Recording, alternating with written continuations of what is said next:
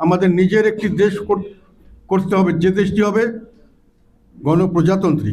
জাতীয় পার্টি দেশের সংবিধানকে আরও জনবান্ধব ও শক্তিশালী করতে 19টি প্রস্তাব তুলে ধরেছে। বৃহস্পতিবার দলের বনানীর কার্যালয়ে এক সংবাদ সম্মেলনে এসবের প্রস্তাব তুলে ধরেন জাতীয় পার্টির চেয়ারম্যান গোলাম মোহাম্মদ কাদের। জাপার প্রস্তাবনার মধ্যে উল্লেখযোগ্য হল, প্রধানমন্ত্রী ও সরকারি দলের প্রধান যেন এক ব্যক্তি না হন, সংসদ সদস্যের দলীয় সিদ্ধান্তের বাইরে ভোট দেওয়ার সুযোগ সৃষ্টি, প্রধানমন্ত্রী পদের সর্বোচ্চ 2 মেয়াদ সীমিত রাখা, সংসদকে প্রধানমন্ত্রীর নিয়ন্ত্রণ থেকে মুক্ত করা। জাতীয় পার্টি আরও সুপারিশ করেছে সংবিধানের 15দশ সংশোধনী বাতিল করে তত্ত্বাবধায়ক সরকার ব্যবস্থা পুনর্বহাল করা।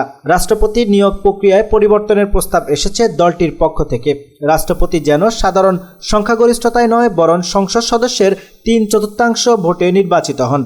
এই জন্য সংবিধানের অনুচ্ছেদ 48 ক সংশোধনের প্রস্তাব করা হয়েছে। জাতীয় পার্টি মনে করে সংবিধান পরিবর্তনের মাধ্যমে একক ব্যক্তির ক্ষমতা কেন্দ্রীভূত করার প্রবণতা হ্রাস করা যাবে।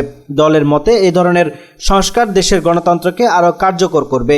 এখন প্রশ্ন হচ্ছে, কেন জাতীয় পার্টি এই প্রস্তাবনাগুলো দিয়েছে? দলের চেয়ারম্যানের বক্তব্য অনুযায়ী দীর্ঘ সময় একই ব্যক্তি ক্ষমতায় থাকলে ক্ষমতা কেন্দ্রীভূত হয়ে যায়, যার ফলে স্বৈরতান্ত্রিক শাসনের ঝুঁকি তৈরি হয়। প্রিয় দর্শক, আজ এখানেই শেষ করছি। সবাই ভালো থাকুন, সুস্থ থাকুন। দেখা হচ্ছে পরবর্তী ভিডিওতে। আল্লাহ হাফেজ।